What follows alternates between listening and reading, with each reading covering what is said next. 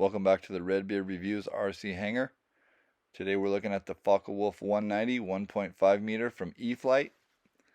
Stick around till after the Maiden for some bonus drone footage, and at the end of the video, as promised, we will be speed checking this 6S beast. Nice packaging as usual. Preset plugs are a great time-saving option. Carbon spars in the wingtips. Fuselage looks good. Nice canopy latch. Nice panel lines and rivets. The motor's already in with the 100 amp speed controller. That's a monster speed controller. Horizontal stabilizers with horizontal stabilizer spar. Drop tank. All you have to really do is snap the wingtips on with a little wiggle. They go on pretty flawlessly. You can't even really see the seam at all. I wonder if taking them on and off will give you issues over time. So other than screwing on the horizontal stabilizer, you do have to build the prop and the spinner assembly. On kind of a side note, the top section of styrofoam that the wing is packaged in is so well done that I think I'm going to keep that just to transport and store the wing. As you notice, I've added some color for visibility, something I recommend doing before a Maiden to help with flying an unfamiliar airframe. The hypnotizing spinner is a nice touch. We'll show you the Focke-Wulf's quickest run right after the drone footage.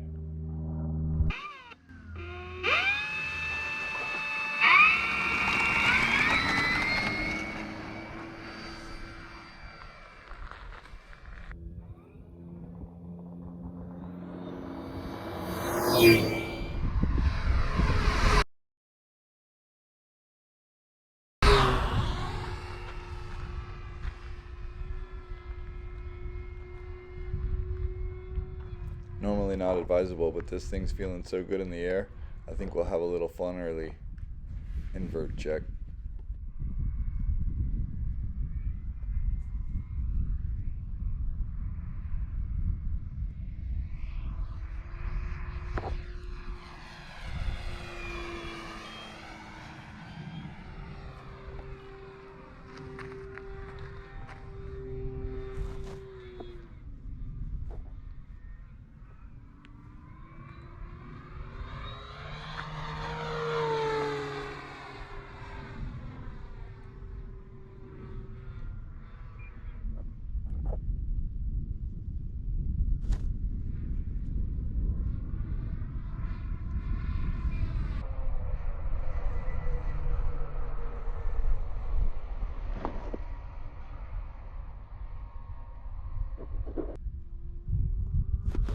Full throttle, 100C battery.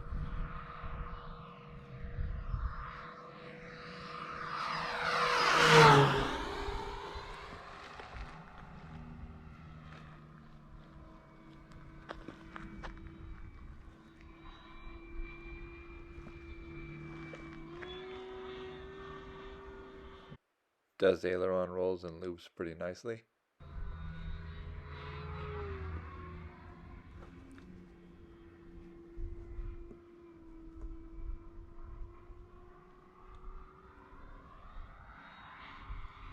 Top throttle.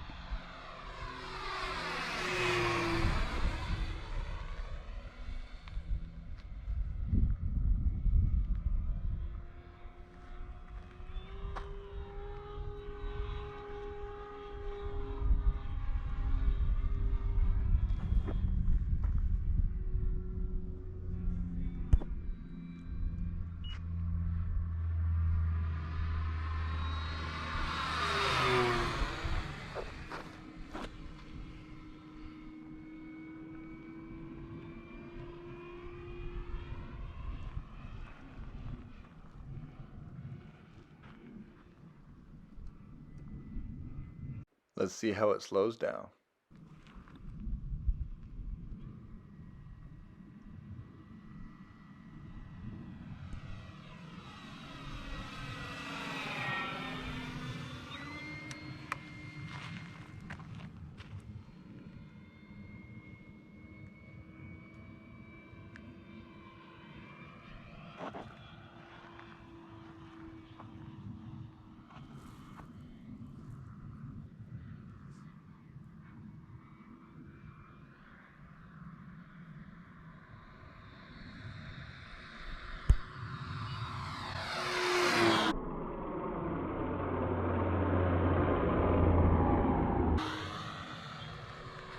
All right, let's land it.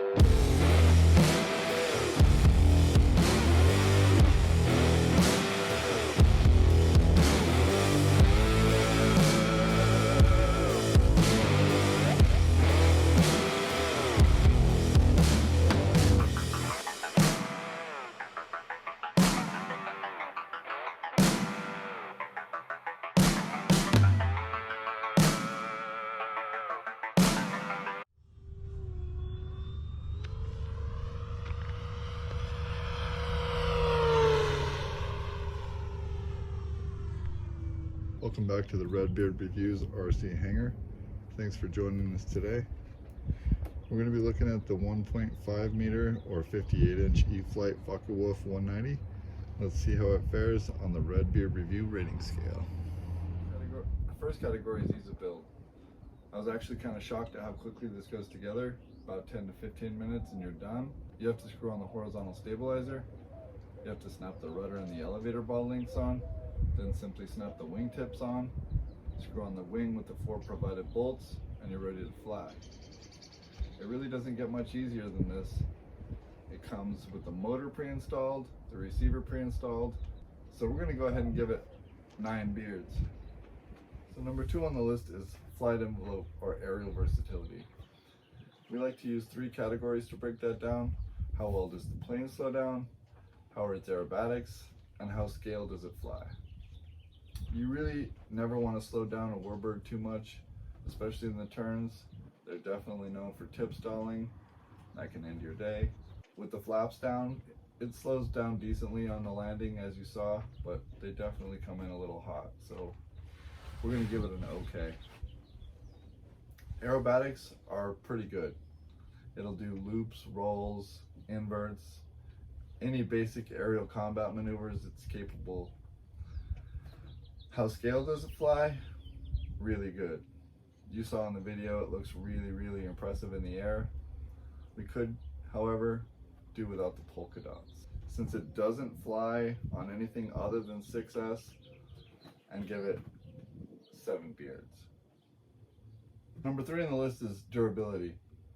How well could it absorb a little hangar rash, a few rough landings, hopefully no crashes? Pretty well. It's got decently thick wings, replaceable wingtips in case you do scuff them up on landings or takeoffs. Has metal retracts with shocks, plastic reinforced canopy so that you don't chip paint or little pieces of the styrofoam off. With that in mind, we're going to give it 8.5 beards. So number 4 on the list is how well can you change or modify it? does come with a full house setup, so there isn't much to change except maybe the color, both for visibility and for preference in my opinion. It does come with a detachable drop tank, so you could give it a little bit different look. Other than that, there aren't really any options like floats or a different gear. And like I mentioned before in a previous video, we're not going to hold that against the warbirds, so they are exempt from this category. So number 5 on the list is scale, which as you saw is pretty great. All I would change is the color, which I plan to do later this week. I'll be dropping it off with a local professional airbrusher. I'll definitely bring you an update when I have that finished. So from the nav lights to the 3-bladed prop, retracts, panel lines, all these details together are going to earn the Focke-Wulf 9 beards. Number 6 on the list is quality. The quality is top notch. Every piece goes together perfectly. The scale is nearly flawless. Preset plugs on the wingtips have plastic keepers instead of metal like the Cessna, but they will still offer protection. The ball links on the rudder and the elevator offer strength and peace of mind when you're performing high G maneuvers. The removable barrels and antenna and the wingtips are incredibly handy features that you're going to really appreciate whenever you're transporting or storing this wing. All these features together are going to add up to 9 beards. And the last rating category is value. The value is good. There's no mods needed, no slight tweaking. Just snap on the wingtips, screw the wing on to the fuselage, throw your 22-volt battery in, and you're flying. On another website, they do have a $280 44-inch model that has flaps and retracts, but it does only fly on 3 or 4S, not 6. It does have EPO foam and include 3 decal sets, which I wish Horizon would definitely do more because it's nice to not look the same as everybody else at the field. Between the two, I would definitely choose the Horizon model.